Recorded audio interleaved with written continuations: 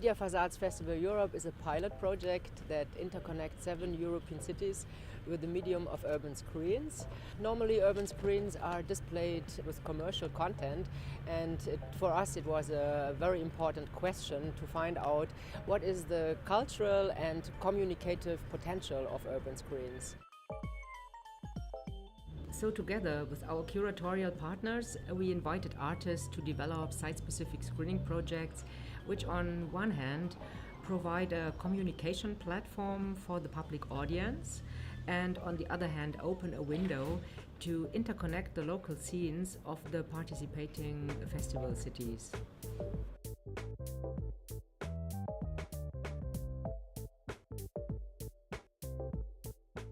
Media Facades Festival is a big technological challenge, as we are working with different screens formats, like LED screens. In Berlin it's the night screen gasometer, for example, and real projections like the media facade of the Collegium Hungaricum, which is the center of the Berlin Festival, and also the newly installed front projections of the U-Bahnhof Friedrichstraße. So you can say every screen has its own rules in terms of visualization, resolution, environment, and also public audience. We are actually very interested to work in this European festival because media artists are mostly working inside black boxes or white boxes of galleries or media labs, and this is a great opportunity to bring them outside and to have them in the public space and to also involve the citizens.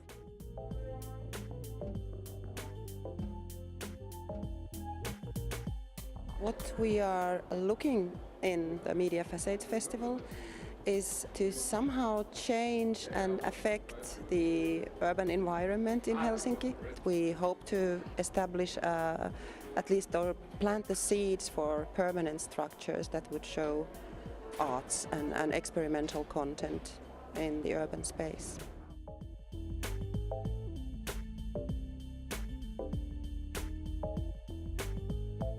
We're looking forward to realising some projects through Media Facades Festival, and also giving the city of Liverpool a sense that the screens are not just a television that's kind of plopped in the middle of the city, but all over the world there are these screens, and that people in Liverpool have a chance to decide what to do with them and have some input into the content that's put on them.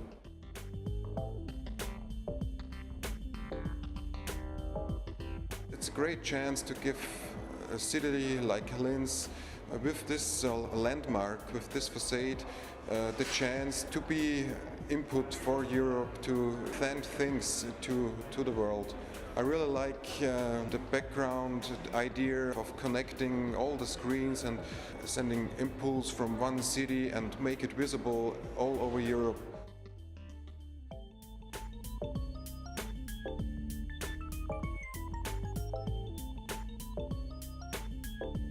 We are looking forward to see whether the exchange of information and projects between European cities is a tool to expand cultural interests, relationships with citizens to the facades, and also try to expand and implement all the knowledge that we have into different cities and share artists' knowledge as well within our own city. Budapest, Berlin, Brussels and Helsinki are temporarily displaying art projects on an existing urban screens infrastructure, while our partners in Linz, Liverpool and Madrid are media facade owners and have to develop a sustainable and permanent program for their media facades.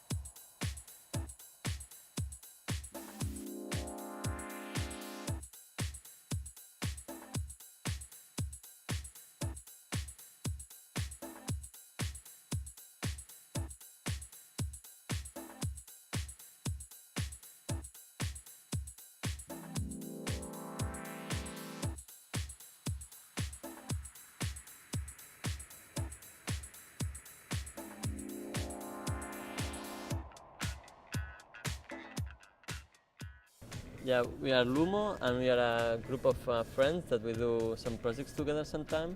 Yeah, we wanted to do something with games. Everyone knows Tetris. You just like make a new version that works in the public space. Is two game persons are playing simultaneously. One have to move to make the rotation of the Tetris piece, and the other have to make the movement to make the position of the piece.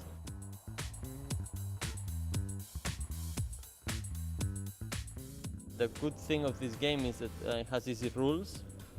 Everyone understands really easy how it has to do in the game, and just have to improve their skills and play a lot, and people will try to do their best and will make a lot of lines in Berlin.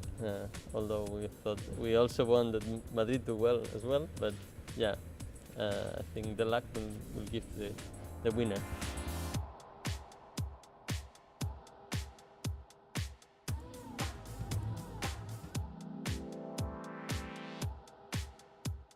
My name is Sami Kämppi and I represent the collective of Oi. We have a saying in Finland where something spectacular or amazing happens, so people tend to say like Oi, wow. So it comes from there, and then zeros and ones, so it has kind of a multi-dimensional meaning. The basic idea was about visualizing the movement of people, is to visualize the streams of what people make when they move in the public areas. I think the idea of connecting cities was the main point. Also to visualize and combine these both, to have this interaction between two different cities, so that really gave the challenge. I really don't know what we're going to see, because it's also interesting that how people will start to act in this situation where they know that okay, there's people in Helsinki painting this and we can paint this, and or in the game mode how they will start to act there, but it will be hopefully oi kind of situation.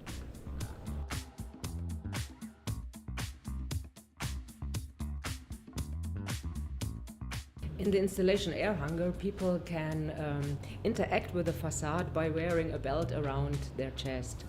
The breathing patterns of the actors are transformed into waves, which generate a landscape for a virtual character moving on these waves. My name is Nika Radic. I'm a visual artist. I'm usually very interested in how things work with the space. This year we filmed people from different countries where the Media Facades Festival Europe is taking place. But depending on how people move in front of the building, you either have nothing happening or they would actually start dancing, and that's what happens. The work interacts with how much fun people are having in front of the facade. If everyone goes home, then everyone goes home on the screen as well.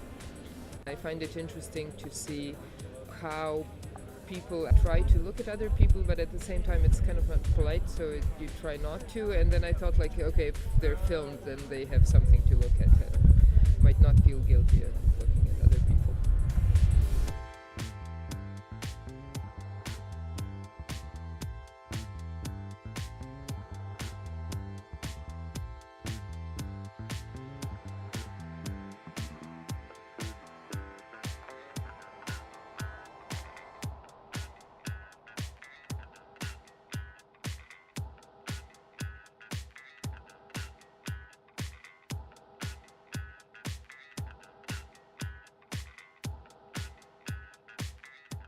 People are able to tune the character, so people are able to give it their face or torso and legs, and also some like hats and stuff like gender mix or whatever, and by dancing in front of the camera they are moving it, and the idea is that we are going through different neighborhoods. Yeah, and kind of like deconstructing, hopefully, same time, the kind of like stereotypical pictures of the hoods.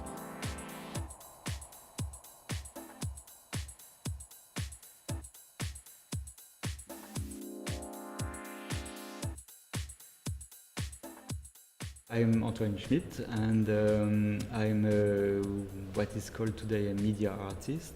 My project here for this for the Media Facades Festival is called City Sleep Light. So when the city goes to sleep, the building starts to pulse, just like the sleep light of a computer. For me, it was really important that the sleep light is the manifestation of the internal state of the city. And this internal state is what I call the city pulse. The city sleep light pulsates differently every night according to the socio-economic activity of the city during the day. For all the cities I have the stock market, so I know if lots of people buy and sell stocks and if it goes up and goes down. I look at the traffic, I look at the weather, and this city pulse is on the internet and it's available for anyone. So anyone can go to the website and plug to the city pulse and display it on its own screen, on the computer screen. And if you turn off the lights of the room and you put this on the screen, then your whole room pulsates just like the city and synchronously with the city. So that would be really nice if you walk in the street and you see all these lights, windows pulsating synchronously all together.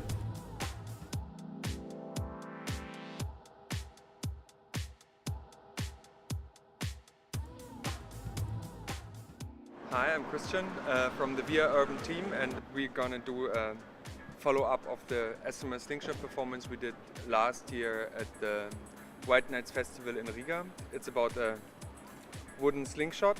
You can type in an SMS message. It works like a normal mobile phone, and when you pull it like a normal slingshot, and you let loose the ribbon, a message will be displayed like in a pixelated splat on the screen, as you see it there.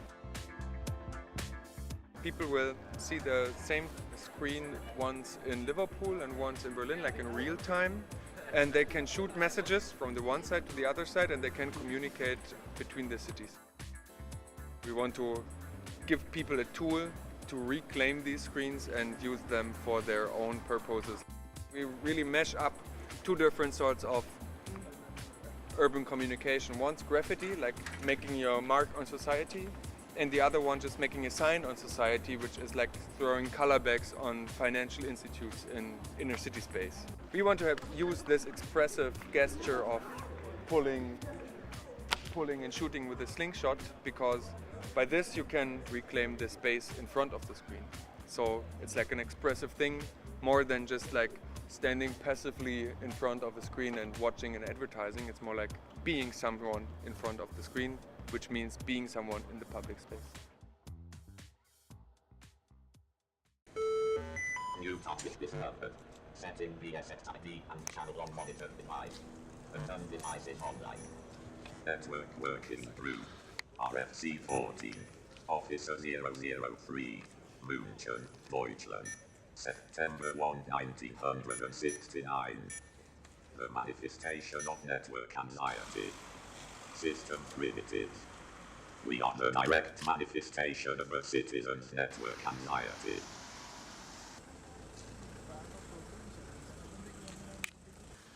Our metal and flesh yields from your network fears, doubts, delusions, and the lies of others.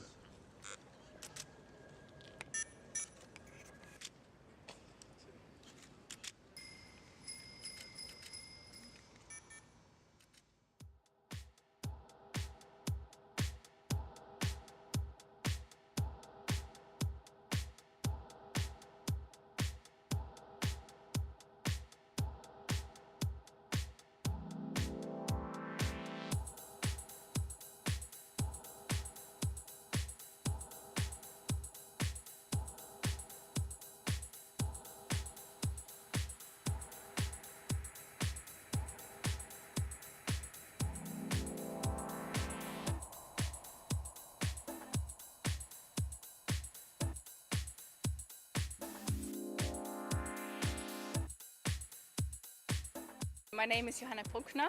I'm artist of Mobile Dinner. We will present here The mobile dinner, that's a 50 meters long table in a public space, and we connect it to another city. We have a European dialogue between two cities where people can communicate with each other through the media facade. So that means that we use the media facades in the public space like the urban new virtual communication format in order to connect cities and to make this for communication the urban space.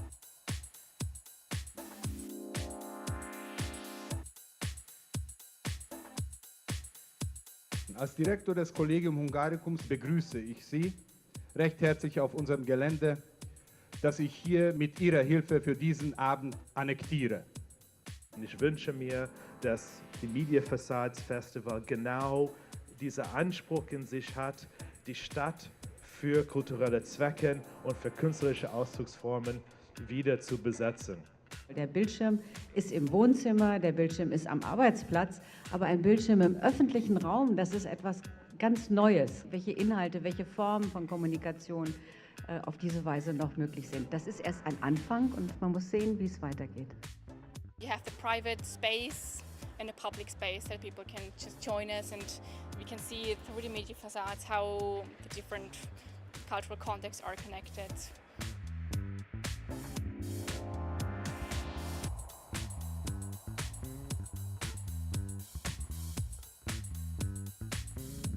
Everyone see you.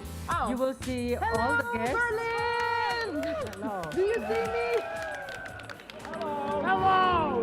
Little did we know, was just a glance away, a warm embracing dance away, and ever since that night, we've been together, lovers at first sight.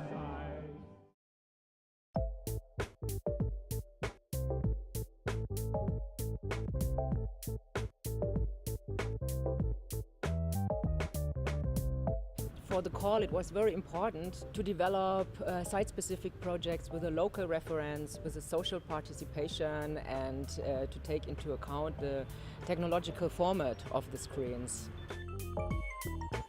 We initiated this project as an action research process because we wanted to really try to find out by doing practically interactive and participatory projects on these urban screens and media facades, how they can contribute to a lively urban space.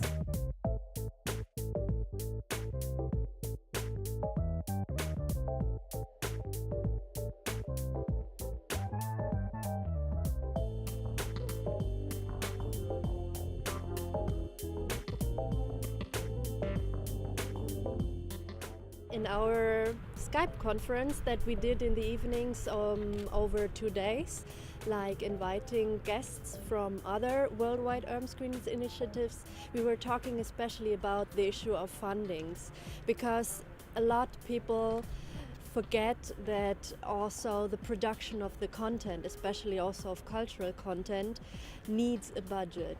So not only the infrastructure of the screen itself is very expensive, but as well the maintenance in terms of content.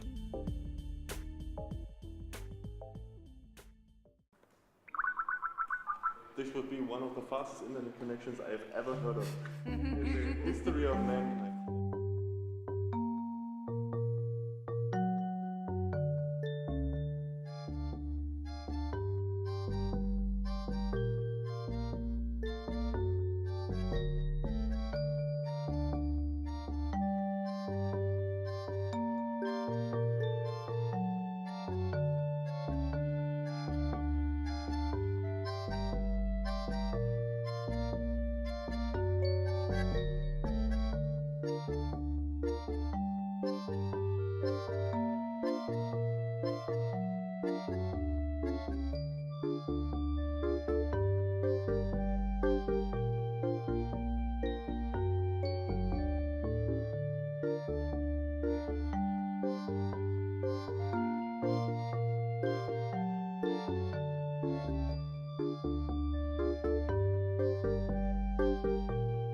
The main goal of the festivals is to develop a sustainable infrastructure of urban screens and to open them for artistic scene, for a new exhibition format and communication platform.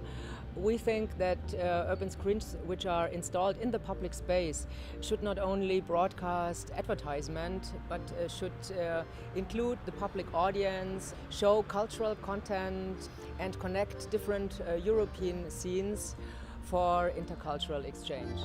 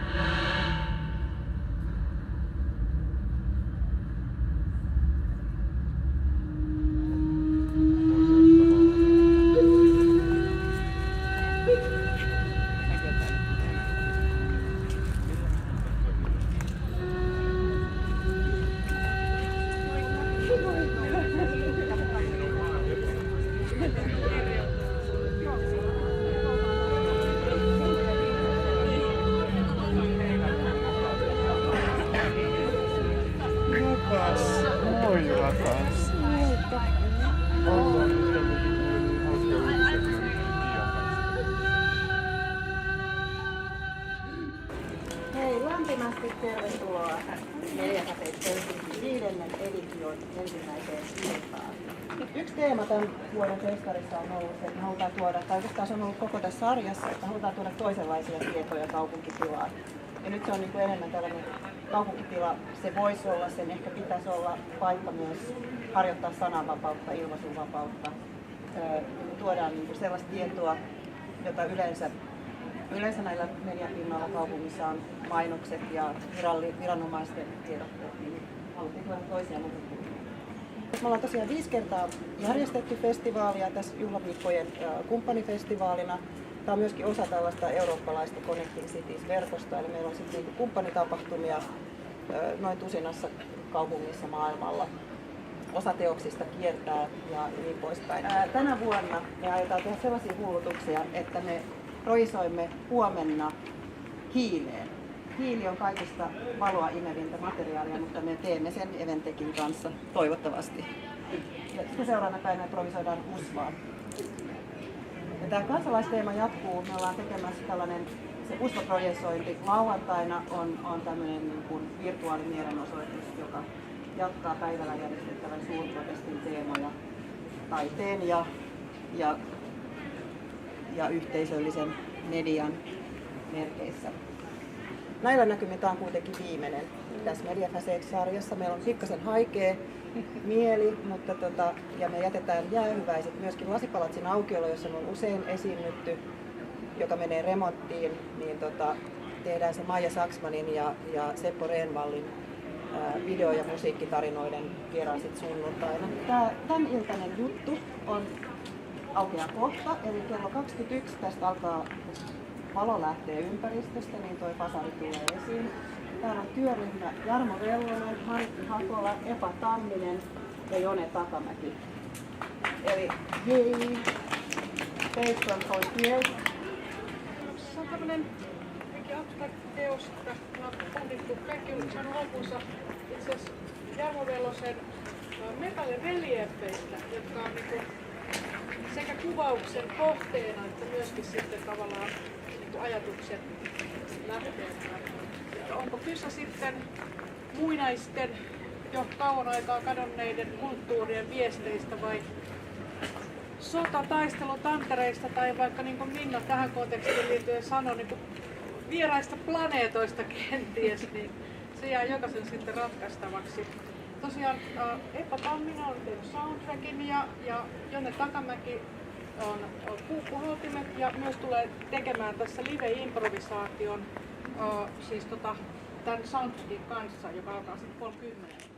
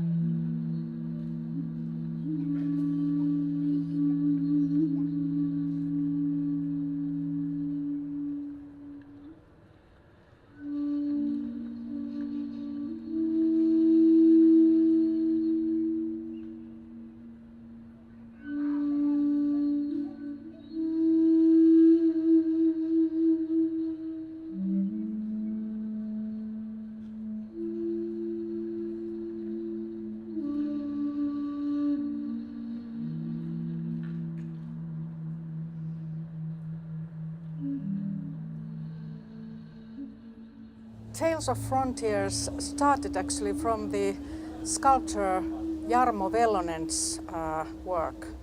So he has done a lot of work with metals, like metal reliefs. So only thing that we actually shot was the metal reliefs, smoke and light and all kind of light reflections. So we kept it really minimalistic. And the ideas that we were talking about were science and language. So is this what we are doing actually reminding us from some kind of ancient cultures that everybody has already forgotten, or is this mangled ruins of war? So it's very sensitive how different people are actually interpreting the subject.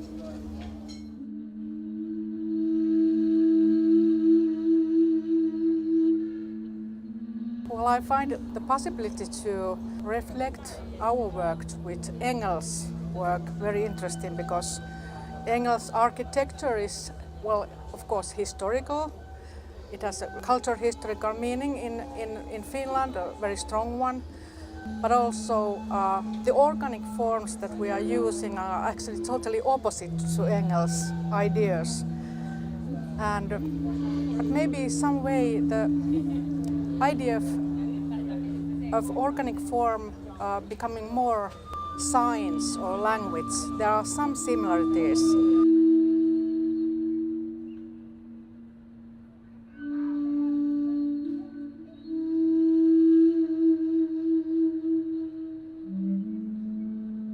We all have known each other already 30 years, so we know each other's thinking and attitudes, and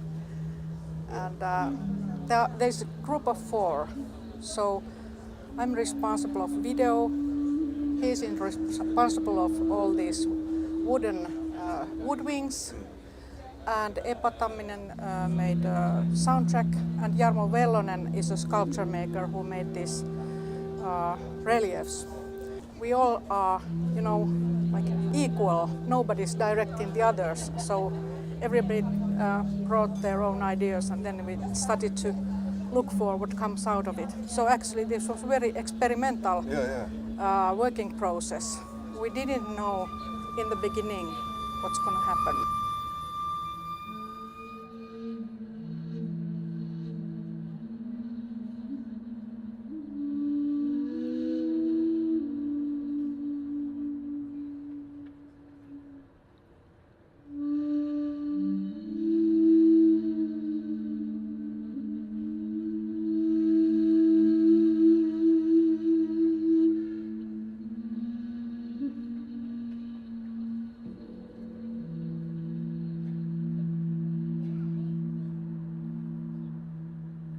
These flutes are from Japan. It's a Japanese shakuhachi and hochiku flutes.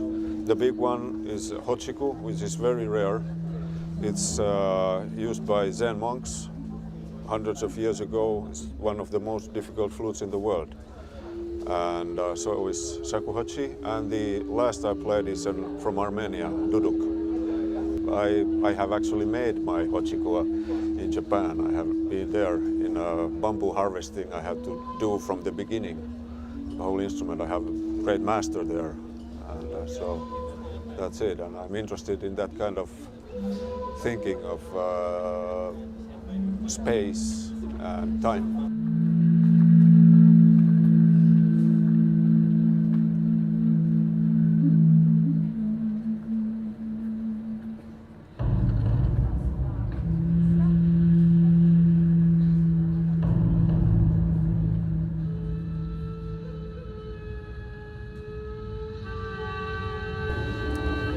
I think that media art is actually, it's like a square where all art forms meet. And it's just a question of audiovisuality, or like in our work we bring culture history and even anthropological point of views, questions of language and culture into this. We are working with thoughts in first place, concepts, what we see, what we hear. Pencil is as important as computer from my point of view. Or like Jone is playing instruments that are actually hundreds or even thousands years old.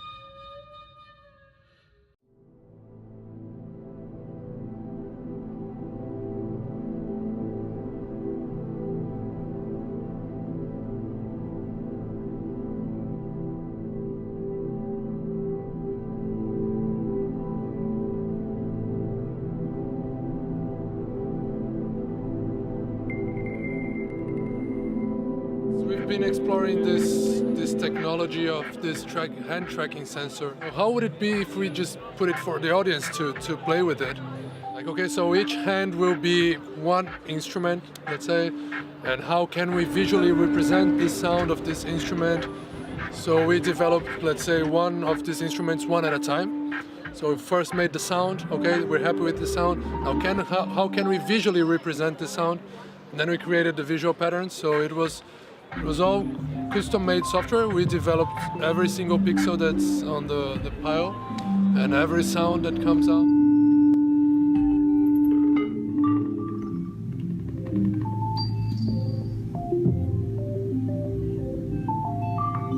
And basically we have like 4 instruments, and 4 instruments are played by like 4 people. using only hands to interact with it, and there's no button, so you can just move your hands to sides, up and down, and the visual reacts in a different way to each one of these instruments. And that's one of our goals as well, because we wanted to make people conduct something. So in order to conduct something as an orchestra or as a band, you have first to learn an instrument. So we didn't really want to make it easy. We wanted the people to really engage and try. Well, you have to find your way to understand the interaction, and then you kind of have to have your moment to understand the interaction, because the spatiality of like moving hands is very sensitive. So you kind of get to learn a bit before you kind of know how to do it. It's like, okay, let's try to make this experience as an immersive experience. So we wanted people pretty much to take a break from the daily fest routine that we have. Bring people to this place that's very important and special, and like kind of reactivate this cool hill that doesn't really have a use, make it kind of a landscape integrated to the city itself.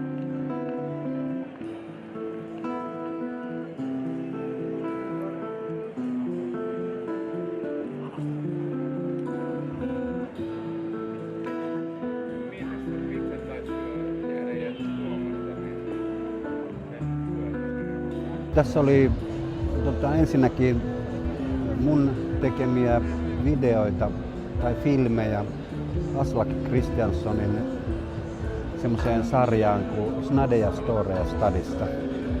Ja ne on, itse asiassa ne biisit on tehty Aslakin omaan klubiin, joka on tuolla jossain 150 kilsan päässä tuommoisessa vanhassa navetassa.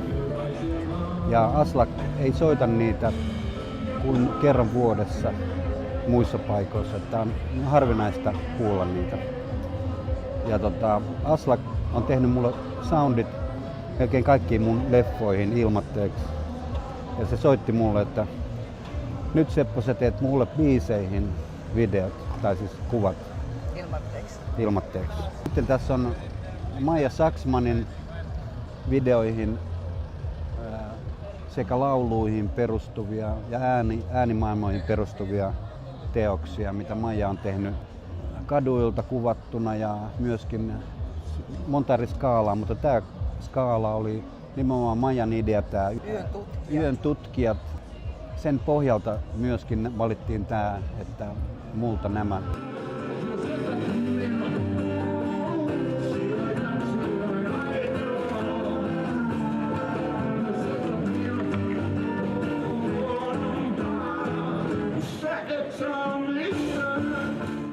No, jos Sepolla oli Aslak säästämässä, niin mulla oli tästä yhtäkkiä tässä ryhmästä, mulla on tommonen ihana porukkakaveri ja ne on hyvin tämmöisiä kykeneviä niin kuin antautumaan siihen instant-hetkeen, mikä mullekin on niin kuin videokuvauksessa tärkeää, että pitää olla sen hetkessä, joka on mun mielestä niin kuin kameran ikään kuin sen mielentilan jatkeet. Siksi mä dikkasin tästä mestasta, koska mä sattumoisin, mulla on semmoinen niin kamppivaihe. Mä odottelin bussia tässä ja ratikkaa ja sen hetkisen asumistilanteen mukaan, niin mä kuvasin tosi paljon täällä ihmisiä, hetken kohtaamisia ja bongaamisia. Niin tää oli kiva, kun sai täällä näyttää juuri nämä.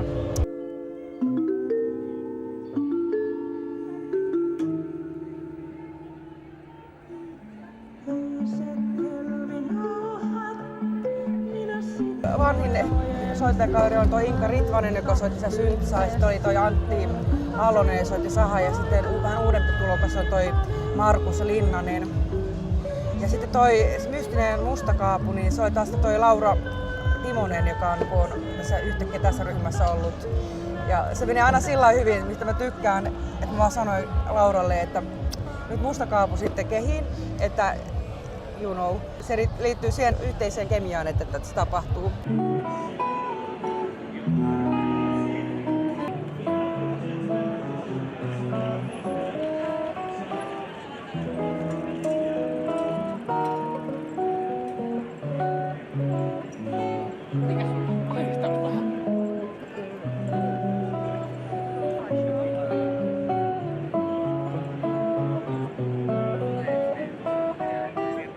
Mun mielestä tässä oli hyvä fiilis ja tää on semmoinen ohikulkijoiden niin kuin ohikulkupaikka, joka mun mielestä toimi siihenkin, että siellä on se, että sä kuulet ohi ja kuulet sen muutaman soundin ja sitten noin niin kuin vilahdukset ja tällaiset, niin se antaisi mulle rauhaa, jos mä kävelisin yhtäkkiä, ettei kaikki ole tarkkaa, niin mainostarkkaa tai sellaista maailmaa, minkä mä heti tajuan kokonaan, ahaa, tässä on tää, joka tarkoittaa tota ja tätä, vaan se niin kuin tavallaan, mitä mä yleensä etsin taiteesta, semmoista pientä mysteeriä, joka vie mut pois, mutta ei vie mua niin kuin kevennä, vaan vie mut sillä tavalla, että antaa mulle rauhan hetken.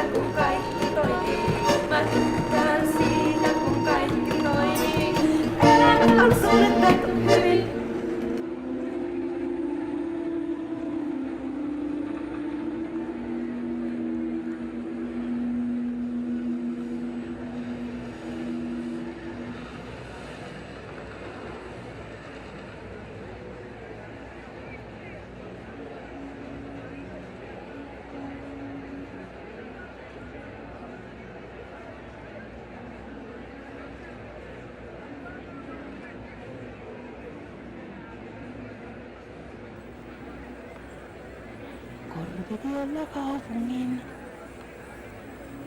Pitkän matkan vaelsin. Lailla Jaakobin nyt matkaan uskooni, koetellaan ei hylkää Herraa. Nuo eihän raksan tikkaita öiseen aikaan henkeli käskeytyy lohduttamaan. Korpitiellä kaupungin. Pitkän matkan vaelsin. Jos matkajalat alkaa väsyä, hyppään kympin raitsikkaan, on eväs hetki. Kurkkuleipä ja mehupullo pöydälle, maisemia ihaillen. Korpitiellä kaupungin, pitkän matkan vaelsin. Retki loppuu kuksasunto kummosi ja oma kaasukeitin. Mukana mulla, mukana mulla, mukana mulla.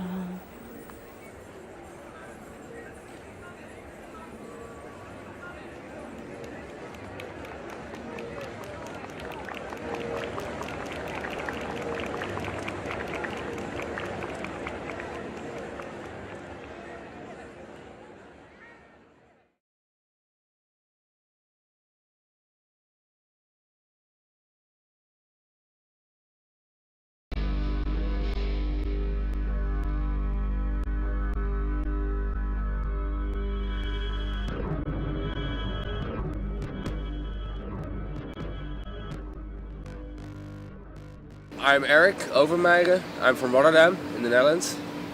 I'm Kasia Molga and I'm from London. I'm Ivan from Brazil. Our project is called Organic Cinema. What we're doing, we are like measuring electrical signals of plants and transforming this into visualization. Three of us, our Worldwide Lab collective, we are trying to bring, especially in an urban environment, nature back to be part of our lives. So instead of looking at the nature as the product, we want to promote the notion of collaboration with nature. It's not only a decoration or something which exists in the background, but it is a very important and valid part of the city. Because in the end of the day, plants and living organisms are sensors for what's going on around, what's going on in our environment. They can sense whether the environment is good for us or bad. So they are very important. And they produce oxygen, of course. The Organic Cinema is an art installation which takes real-time signals from inside the plants. And based on that, we generate real-time visualization. So in a way, the plants are an artist, and we are just providing a platform for them to express themselves. Our work functions technically with a couple of Arduinos which are connected to the plants via electrodes. On the Arduinos are a couple of shields that we designed ourselves, and they are connected to the computer, which gathers all the data, which generates the visuals.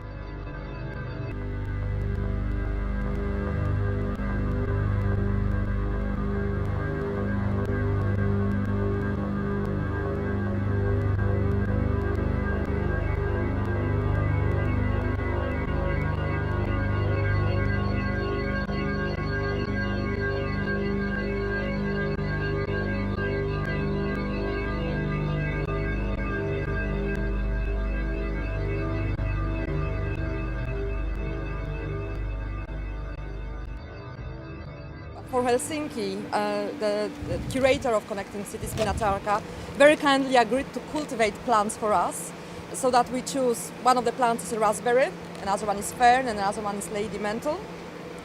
We are trying to kind of recognize whether we can see a pattern, so that we can recognize what plant actually is, communicating in a way.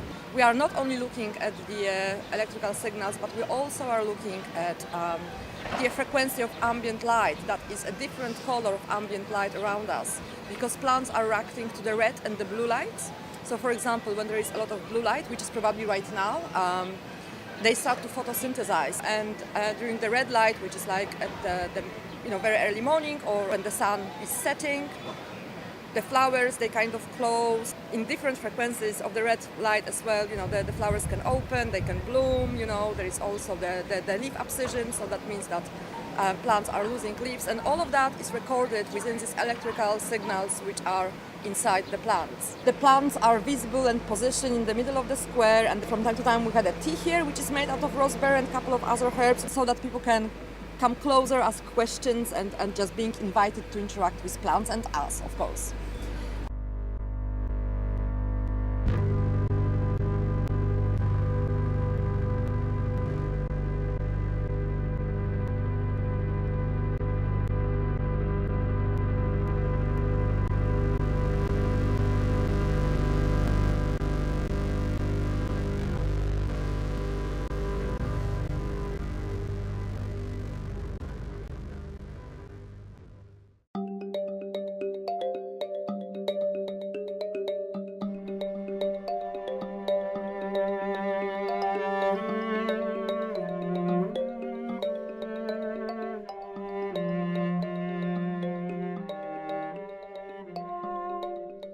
So in this event I'm presenting Urban Alphabets, which is a project that has many sites, but the main idea is that people go out in public spaces and use their smartphone to make their own alphabets. They take photos of letters and then they assign the letter to one letter in the alphabet, and then that process goes over and over again until they have a full alphabet of 42 letters, so it's letters and special characters and numbers.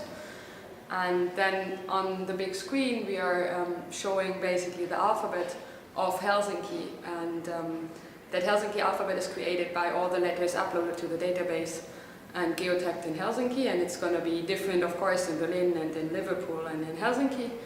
And now it's also very interesting for me that the Helsinki alphabet is not made up once and then never changing, but it's actually something that changes over time. So I'm really interested in public space as a space that is changing, and it's a metaphor for the city and how the city is changing. So technically the project is working on the smartphones, then it has a web component, and it has this Open Frameworks creative coding platform that actually shows the letters on the screen.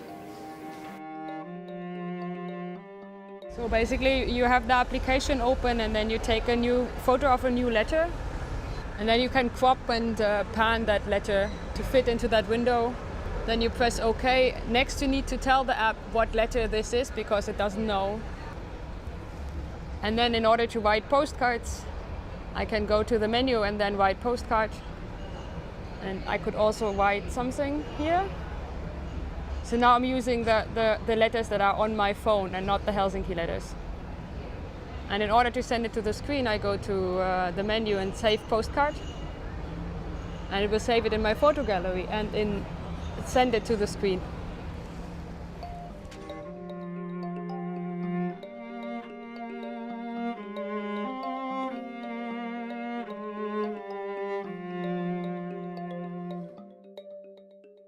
In one of those iPads in this exhibition area, we have the interface for writing the postcards and sending them to the screen. So you are using the current alphabet of Helsinki with all the letters that have been uploaded from Helsinki until now.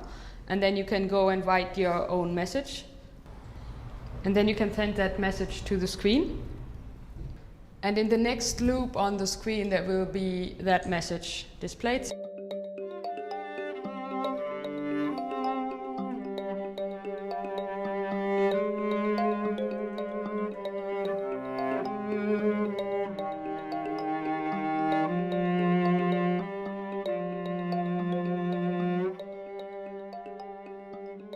I'm actually using public space as the material for the artwork.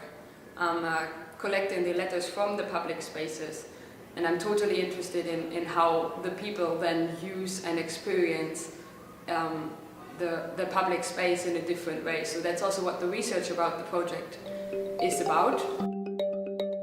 The project is about people being in public spaces every day, but now kind of re-experiencing the spaces through using this application and looking at the public space in a very different way.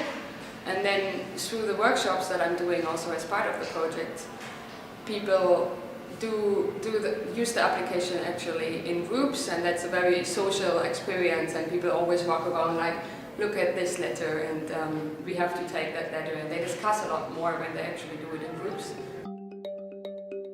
So the research isn't kind of concerned with perception of space and behavior in space while you're using the app, but then also after you're using the app. And I'm doing these surveys also 2 weeks after the workshops usually, where I ask the people if they still look different at spaces 2 weeks later. And most of the answers are actually positive, so people do not just change their perception while they're using the app, but they are actually changing it on a longer term, and looking at letters and hunting for letters, because that's what you do when you're using the app.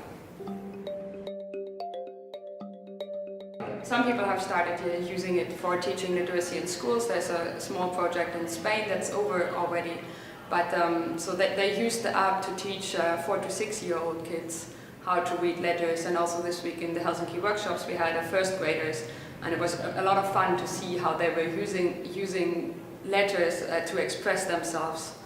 And meanwhile we were doing the project, they were also learning the letters.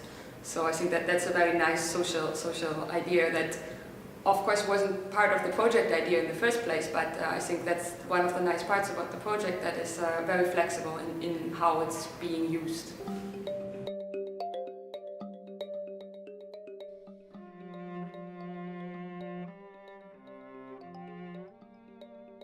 So we did workshops in 3 schools in Helsinki, in Munkkiniemi, Puistola and Kallio this week.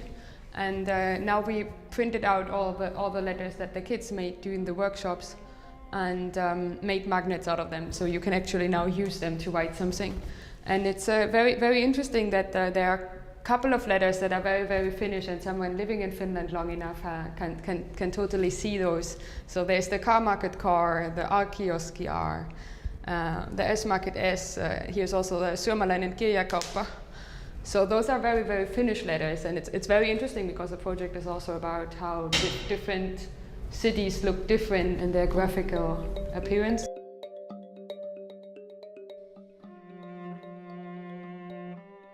With the kids in Munkkiniemi, it was very interesting to see this B here, which was almost in every of the alphabets that the kids in Munkkiniemi did, because it was very, very present, like very in your eye in that area where we did the workshops. Yeah, I have been thinking a lot when I started the project about how different cities actually look different, or don't they look different in those letters. And by now I'm kind of thinking that there's a lot of similarities between the different cities. So the Madrid alphabet actually doesn't look so different from the Helsinki alphabet. Except from those very, very Finnish letters that are very present in Finland and not anywhere else. But then there are so many international brands and so many maybe not so well-known brands, or the smaller shops don't have this kind of identification that these big brands have in certain countries, and then it becomes pretty much exchangeable.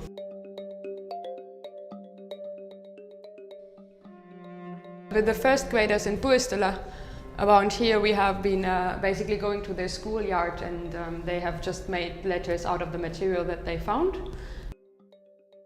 And then also in Kallio last we had a group of 8 boys where we did also letters from their bodies basically. And then they also used materials that they had in their classrooms. So those are the very colorful, nice backgrounds here.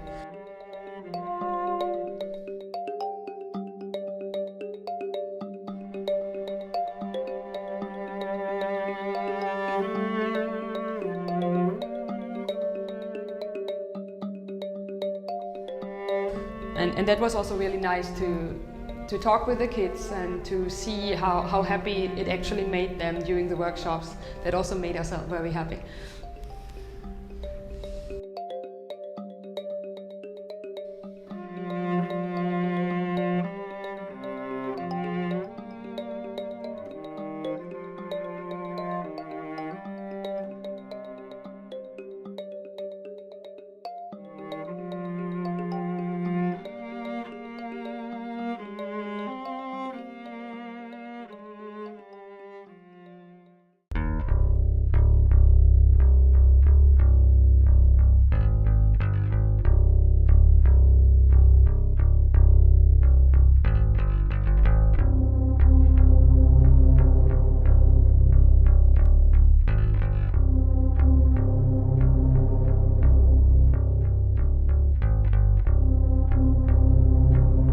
iCloud on tällainen peli, jossa pelaaja liikkuu kolmiulotteisessa virtuaalisessa tilassa.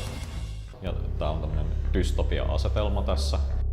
Dystopiassa pelaaja kohtaa sit eri tekstejä nykypäivästä, jotka liittyy niin talouteen kuin teknologiaan ja muun muassa hakkerikulttuuriin. Mä en ole tähän muita ohjeita antanut muuta kuin, että VASD-näppäimillä liikutetaan ja hiirellä katsotaan ja Spaceista hyppää. On aika laaja, sen tutkimiseen kestää semmoinen ehkä tunti, jos sen kulkee läpi. Ja mä oon kerännyt näitä niin lauseita esimerkiksi teknologiayritysten tämmöisistä startup-tilaisuuksista ja kirjoittanut niitä ylös ja tiivistänyt niistä tiettyjä ajatuksia. Ja sitten ne törmää tuo tilassa nykypäivä hakkerikulttuurin tämmöisiin iskulauseisiin. Tarkoituksena ei ole pelkästään niin kuin törmäyttää niitä yhteen, vaan mä oon myös huomannut, että niissä on paljon niin kuin samankaltaisuuksia, missä ne ajatukset limittyy ja se on ollut mun mielestä myös mielenkiintoinen, niin kuin ehkä kriittinenkin pointti sekä sitä hakkerikulttuuria että tätä kapitalistista teknologiakieltä kohtaan. Tekstit on tosiaan niin kuin kaikki oikeastaan on niin kuin löydettyä. Et esimerkiksi kun tuossa lukee toi Choose Freedom, niin se on itse asiassa Win Capitan toi iskulause. Et sit mä oon vaan niinku sijoittanut sen tonne ja samoin Global Brain on maailmanlaajuinen aivo, joka toimii jotenkin yhtenäisesti ja se on vähän niinku synonyymi tämmöiselle verkkokapitalismille. Mä oon sijoitellut niitä lauseita ja noita kylttejä tonne temaattisiin kokonaisuuksiin. Siellä voi kulkea suhteellisen vapaasti ja sitten se pelaajan kulkureitit loppuviimein niin määrittelee sen, että millaisen niin kuin tarinakokonaisuuden tai temaattisen kokonaisuuden sieltä niin kuin tulee vastaan. Peleissä aika usein niin kuin ensinnäkin pelit on hyvin usein nopeatempoisia ja ne pyrkii niin kuin reagoimaan mahdollisimman nopeata kaikkiin niin kuin pelaajan antamiin niin kuin viesteihin. Tämä peli on todella niin kuin hidastempoinen, eli poikkeaa ehkä siinä mielessä ainakin tämmöistä aivan niin kuin perinteisimmistä videopeleistä. Ja sitten toisekseen niin kuin, se kuolema videopeleissä on mielenkiintoinen juttu, että vaikka jos jossain Super Mariossa pelaaja kuolee, niin eihän se tavallaan kuole, se vaan palaa johonkin edelliseen pisteeseen ja tavallaan se niin kuin kuolema on jotenkin mahdoton ajatus. Mutta tässä pelissä itse asiassa ihan ton pelin intro-osion loppupuolella niin tehdään virtuaalinen itsemurha, joka ei tietenkään tarkoita siellä maailmassa mitään, koska se kuolema on mahdoton ajatus, vaan pelaaja joutuu sen virtuaalisen itsemurhankin jälkeen jäämään tonne vaelteleen diskurssien autiomaahan. Tein alkua tuohon peliin, niin ylipäätään mietin aika paljon sitä, että mitä kuolema tarkoittaa nykypäivänä, kun meistä jää kuitenkin jälkeen noihin pilvipalvelimille ynnä muualle semmoisia niin kuin jäänteitä, jotka sitten kummittelee senkin jälkeen, kun me ei enää eletä. Ja tavallaan se oli niin kuin yksi kiinnostava teema, mitä halusi käsitellä. Semmoinen niin kuin eksistentialistisempi kysymys niin kuin nykypilvimaailmassa. Iso teema on myös toi niinku tommonen pilviteknologian tunkeutuminen ja sen niinku infrastruktuurin tunkeutuminen kaikkialle ja siihen liittyy myös se, että miten niinku, työtä ei voi niinku paeta, työntekoa ei voi paeta minnekään, vaan se on semmoinen niinku kaikkialle Facebookin ja ynnä muiden palveluiden välityksellä tunkeutuva asia. Mutta ehkä tuossa pelissä sitten on myös mahdollisuus semmoiseen niin kuin jonkinnäköiseen niin kuin pakenemiseen siitä kaikesta, eli tuonne aavikkoon jonnekin koloon hautautuminen. Mutta aika usein niin kuin pelaajat kuitenkin valitsee ne niin kuin tutut linjat, etsii niitä infrastruktuureja, mitä niin kuin kapitalismi on meille tuottanut, eli tommosia niin kuin rikkonaisia tienpätkiä tuolta ja autioituneita lähiöitä. Mä niin niissä aiemmissa videoteoksissakin tutkinut just niin sosiaalisen median ja internetkulttuurin vaikutuksia arkeen ja ihmisten väliseen vuorovaikutukseen, niin tämä peli nyt oli vain yksi keino tavallaan tutkia tällaisia niin kuin asioita. Toi on ollut mulle netissä jaossa, niin siitä on tehty jonkin verran semmoisia gameplay-videoita ja mä oon niitä katsellut.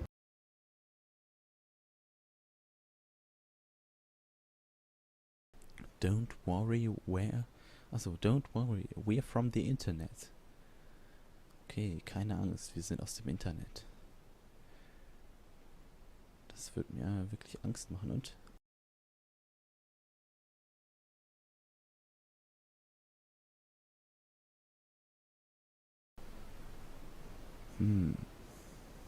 Was steht da? Oh. Traditional equity investing no longer works. Outperform, we are going nomadic. Lost my job, found an occupation. Kyllä siinä niinku huomaa, että tavallaan niinku tuossa virtuaalitilassa pystyy semmoisilla samoilla keinoilla kuin jossain kaupunkitilassakin niin tietenkin ohjailemaan ihmisten liikkeitä ja että laittaa jonkun valon tonne yhteen paikkaan, niin ihminen kulkee todennäköisesti sinne. Mutta sitten on myös semmoisia niinku seikkailullisempia pelaajia, jotka yhtäkkiä löytääkin jonkun raon, mitä mä en ole keksinyt tuolta tilasta ja suurin piirtein pääsee hyppään ton kartan ulkopuolelle jonnekin virtuaaliseen tyhjyyteen. Ton niinku pelin kehitysohjelman mä opettelin ihan tätä teosta varten. Eli siis siihen nyt meni muutamia kuukausia kun sitä niinku opettelin käyttää. Jonkin verran mä oon koodaillut aiemmin, mutta tuossa on todella paljon niinku käytetty semmoista niinku avoimena olevaa tietoa, eli muokattu olemassa olevaa koodia ton niinku pelin tarpeisiin.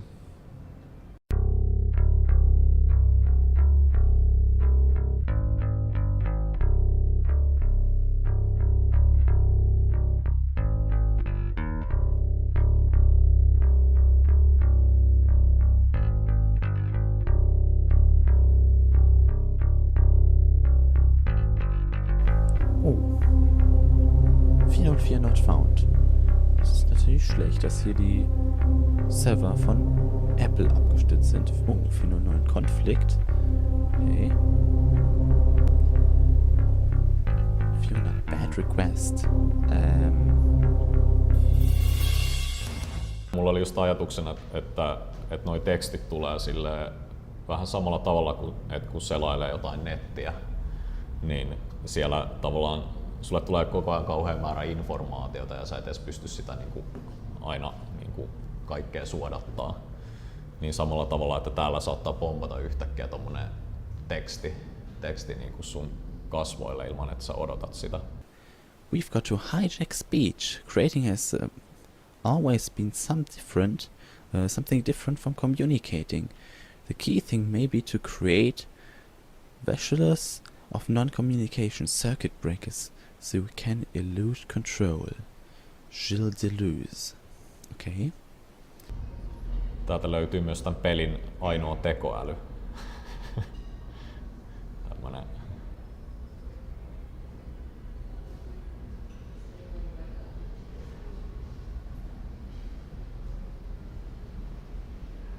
pieni mato, jolla on 2 päätä. Ja tää itse asiassa toi mato pyrkii kohti pelaajaa, mutta koska sillä on niinku 2 päätä ja ne molemmat pyrkii kohti pelaajaa, niin ne ei saa liikuteltua itseään eteenpäin. Mä oon niinku jakanut tätä sekä omilla nettisivuilla että sitten tämmöisillä niinku indie-pelisivustoilla. Niin varsinkin niiden indie-pelisivustojen kautta on tullut silleen niinku ihan mielenkiintoisiakin kohtaamisia. Mutta sieltä ehkä tulee myös vastaan sit aika usein se, niinku, ne kaikkein niinku, tiukimmat käsitykset, että mikä on peli ja mitä pelissä pitää tapahtua. Pyrin jatkaan tätä, että täällä on vielä paljon tilaa ja laajentumisvaraa.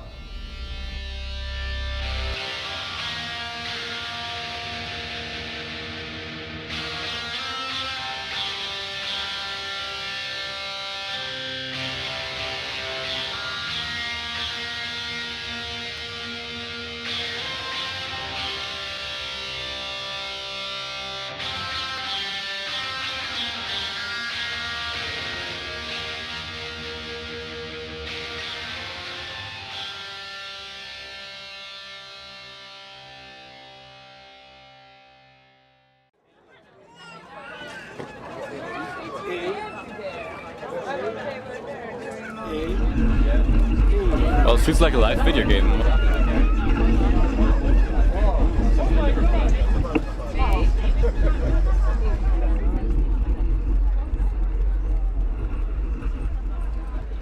The idea of the project is mainly about the exploration of the cities.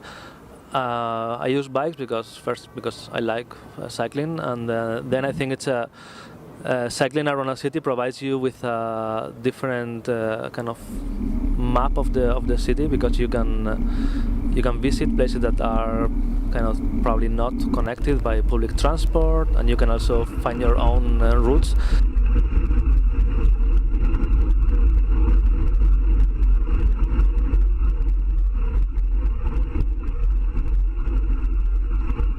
I'm interested in things that are going on right now, especially places where kind of real people live, the peripheral areas of the cities, and the places that are in transformation.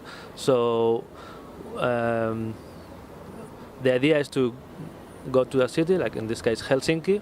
We come here, and then together with some local people, during our workshop we try to find interesting places from that point of view. Interesting places to visit, and then we put a camera on the bike and we go around the city trying to find those places and recording all the different spots.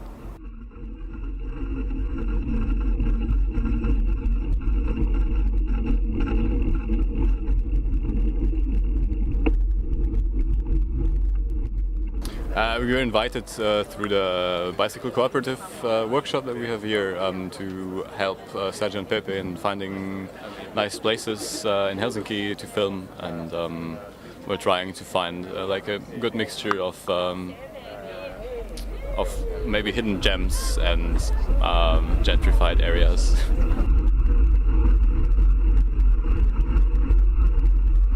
Well, there was among some Kivinokka, which I guess at least now is still a very nice retreat, very close to the city. In other areas like Itäkeskus, it might be changed soon into more, might be turned into more fancy shopping area from its more cultural diverse actual point.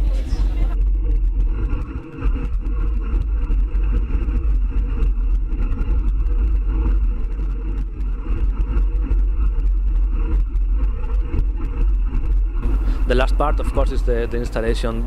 We take all those videos and we make a kind of we connect kind of similar places, or at least places that have some kind of connection for me. That we include them in a series of like 40 videos from all the cities that we've been: Helsinki, Liverpool, and Madrid. And while you use these pedals here, you can make the videos advance and kind of having a continuous trip around all the cities included.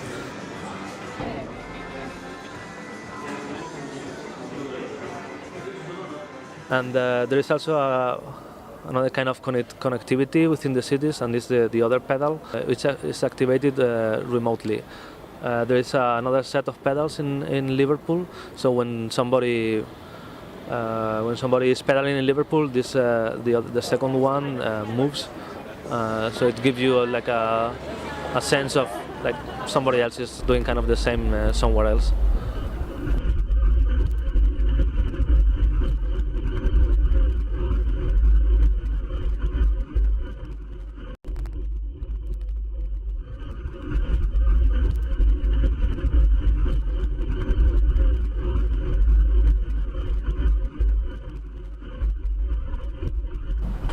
Hello, my name is Pepe Roncero. I'm here almost by accident because Sergio needed one person to build the machines he had in his mind, and he appeared one day in a workshop, in a bicycle workshop, and I like it very much, the project. So we start to build together the machines, and now we are here.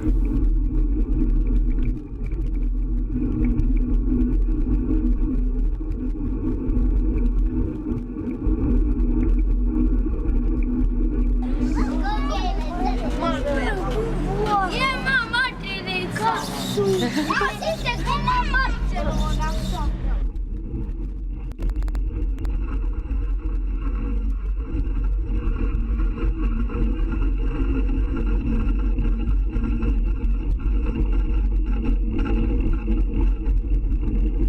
is one idea that I've been working, like it's in my head have been in my head for the last year, and it's the idea of like adding a kind of digital layer to kind of traditional urban furniture, or even traditional spaces in cities. So these pedals here.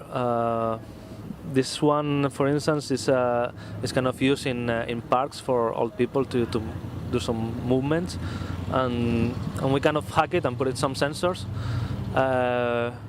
So yeah, it's the same activity, like you pedal, but instead of just pedaling, there is another layer, and something happens. Like you can control the video.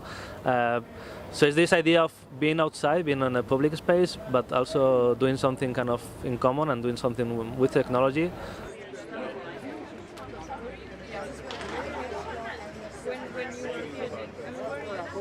It feels a bit disconnected to be pedaling, not quite directly connected to the picture, and not having the control over the speed or the direction of the video. But it's quite an interesting way to be involved in this art piece, I suppose.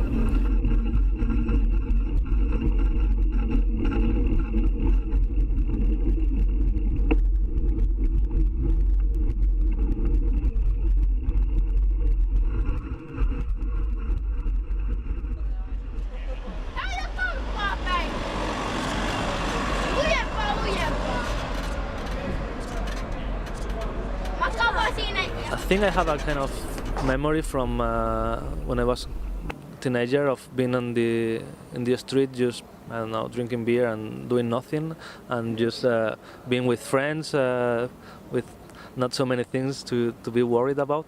So for me, one of my motivations of working in public space is to try to create these spaces where you can just stay without having to be a consumer or a producer, just be there and meet people.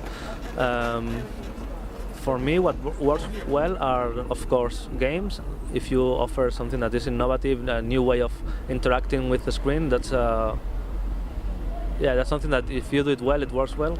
And also my interest is to try to not just offer entertainment, but to have a content that, try to transform in a very subtle way its environment. Like putting a screen there is not the screen, but how it changes and how it affects the other things. So yeah, I think the content that I try to put in this public screens is content that is fun and people like it. It's not that they have to because it's a kind of art or they are supposed to enjoy it. Something that is playful and it talks about the issues I'm interested in.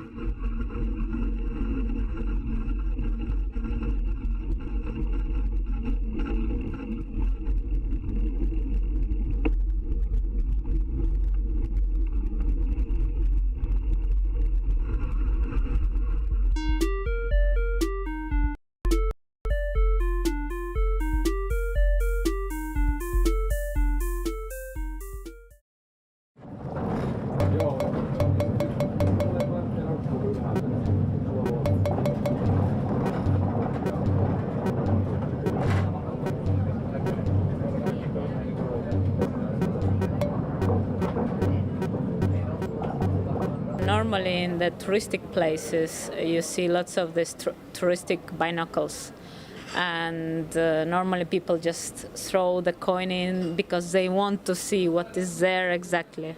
So we got the inspiration from this, but of course we transformed the idea that you look inside but you don't see the view in front of you, but you see some another place.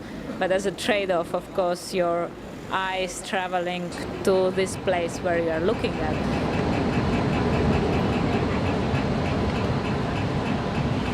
The people, the pedestrian or the people in the street go and see one binnacle and he go in, and then in the moment that just put his face in the binnacle, like a LEDs light up, and then he see the picture of one city. In this case, we'll see Liverpool, and then he has the button that he could switch to another city. In this case, he could switch to Helsinki as well. He can see the image from this camera from here, this install, and then the eye is transported to the place that is looking. Means if he looks to Helsinki, we'll see the eye here, and if he looks to Liverpool, we'll see the eye in Liverpool screen. And that's more it. A part of the Liverpool people can look also in the binnacle, and you can see eyes here from Liverpool.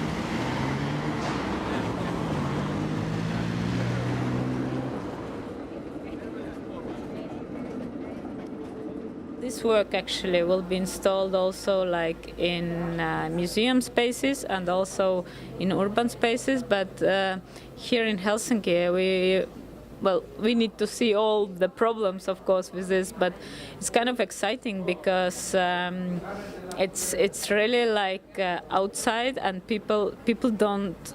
They're like, of course, they are also in museum curious what it is, but they already know that it's something like will happen with them. It's an artwork, but here they don't know. Is it installed by the city, some new device? I think for interactive artists it's great because you need people to participate with your art, to interact with them. In public space it's much, there is no preconception. You don't know you will find an artwork. Means like it's much natural interaction, and it's great because people who will never go to museum, who is not prepared for the artwork, it just will pass here and see it and then interact with it.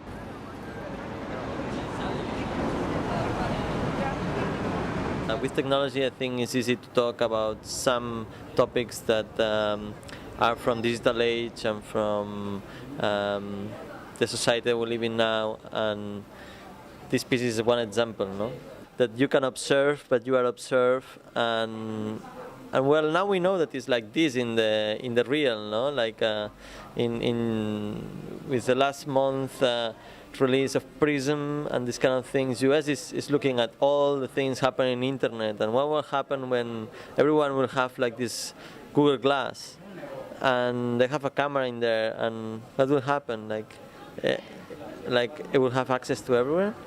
That people have screens everywhere and have cameras everywhere, but they don't see who is looking at them.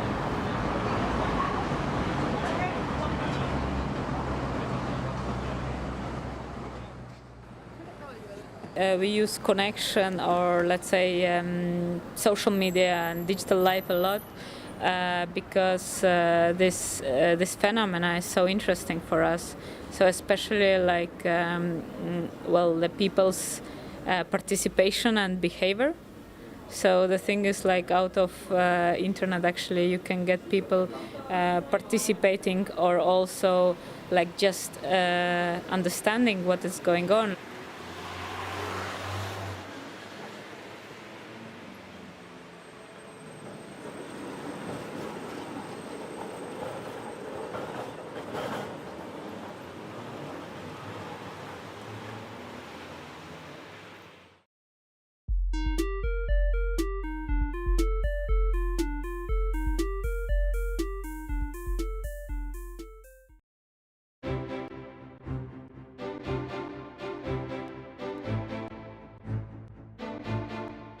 Robin Hood is an investment bank of the precariat. It's a financial operation, a money-making machine, and we do have a company. Yeah? But it is an art project. It's a monster. It's a paradox. It's something which does not fit very easily to doxa, to common understanding, common classifications of what is art and what is politics, or what is economy.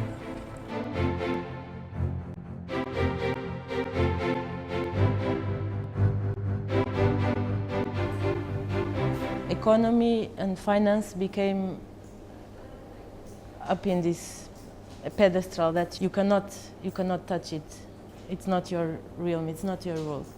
So Robinhood gives this access as a structure. You can actually touch the little monster of capital. We need to be somehow be able to create something new, a new form, because it looks like we are living in the situation where nothing is possible anymore. There seems to be no way out. There is no outside of financial economy, meaning that either you are investing or not in the stock exchange, you are part of it.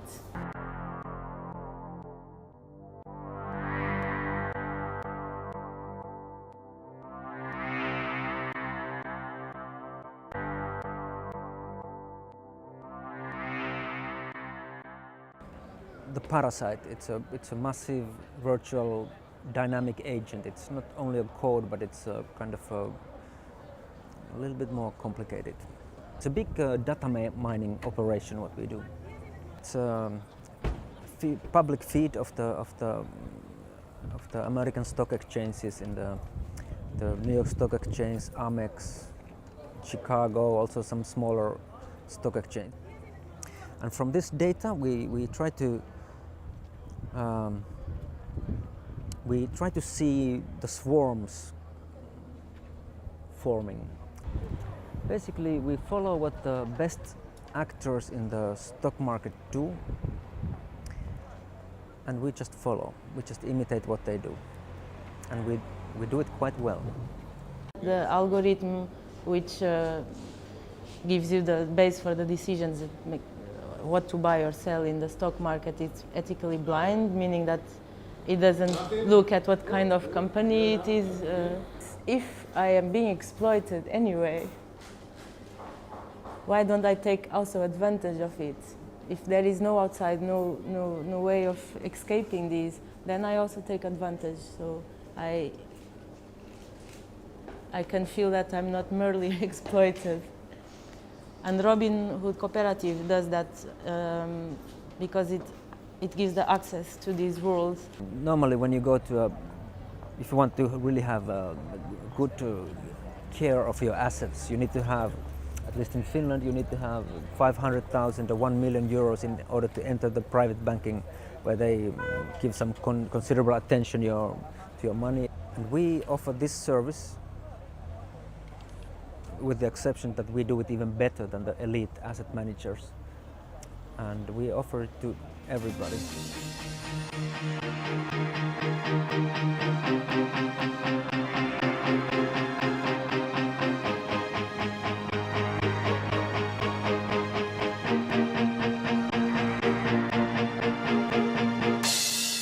The background, it's quite a detailed and deep analysis of the changed nature of economy and production, the changed nature of work, the abstraction, immaterialization of economy and work. So this system of accumulation of production of value, this semio-capitalism is based on this level, not anymore about goods and things we can do. So it becomes a very abstract machine. It's very hard to understand how it functions. It was easier to understand the factories' worlds. The nature of economy has changed from its industrial form to this what it is now. It has meant that we see on the level of work, in the working life, on the level of production, that the conditions of us, the workers, are like getting worse all the time. The old idea that you get a job and you have a good life and then you get retirement doesn't exist anymore. You get a job here and then another there, and you never know when you're paid, and you don't know if you have to move to another country, another neighborhood. All these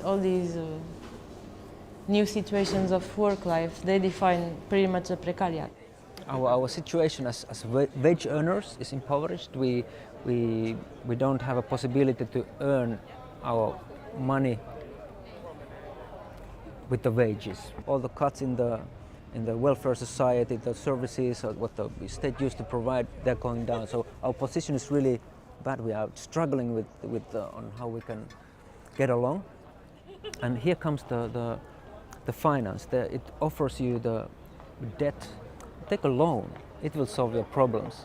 From the side of precarious state of mind, you may have a very old-style job, work for the state directly or in a factory, but maybe you're still the precariat because the people around you are fewer and fewer with such stable condition. We can talk financial economy, but debt economy would also be a very good description of how the economy works at the moment.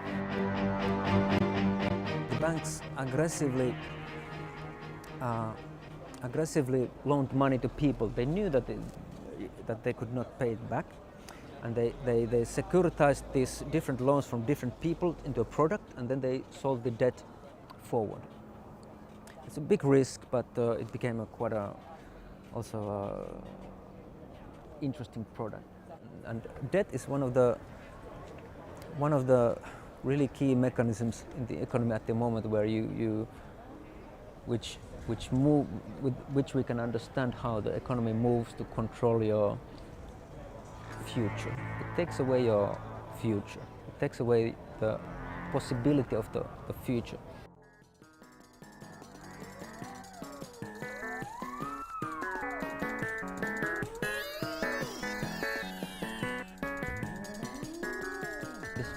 When you don't know what to do or where to go, then the only thing you can do is to experiment. What makes it an art project is that it is an experiment on organization, an experiment that is as important as the financial operation of Robin, to figure out what are the ethics on the aesthetics when you are gathering people together about money.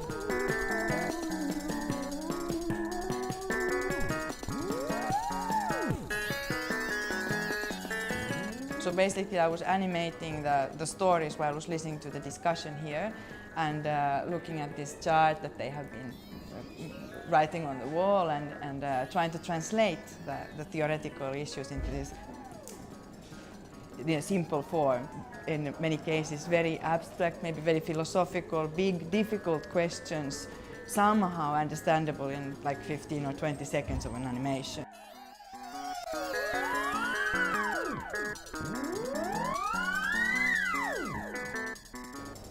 So first of all, we have to create a monster that tries to represent what is going on. It has to include a big mash of a lot of elements that are part of our life and the ways we work and so on.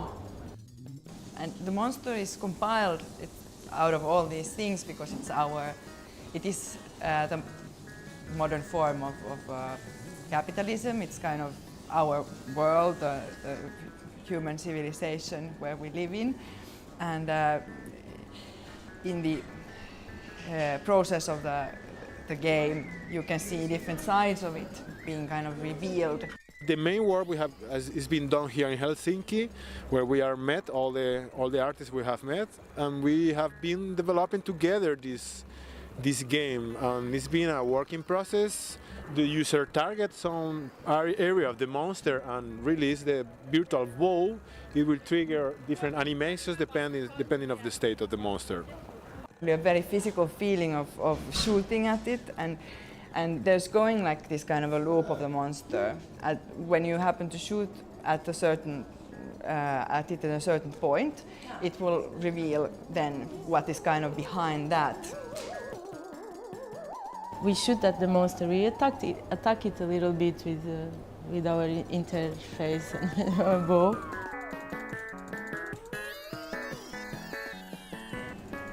Monster is using our affects and our minds and all these networks that we are making in the modern life. Each of the 7 hits will show you one aspect and teach you about that and open your eyes, hopefully, about that. There are only 10 banks that are owning most of the derivative market.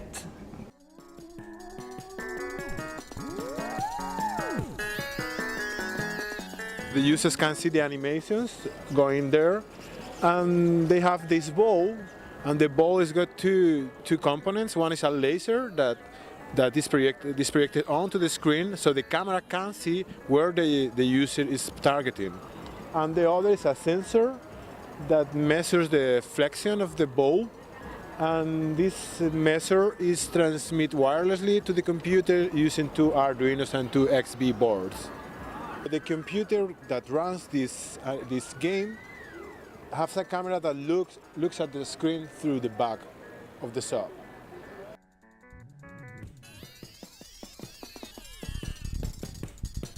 Also, our interaction or game or installation here is a mediation, such as Robinhood is, between the monster of financial economy and the precariat. We have art and we have politics and we have economy, which are all separate areas. So in the sense we are trying to just simply bring art back where it belongs. Good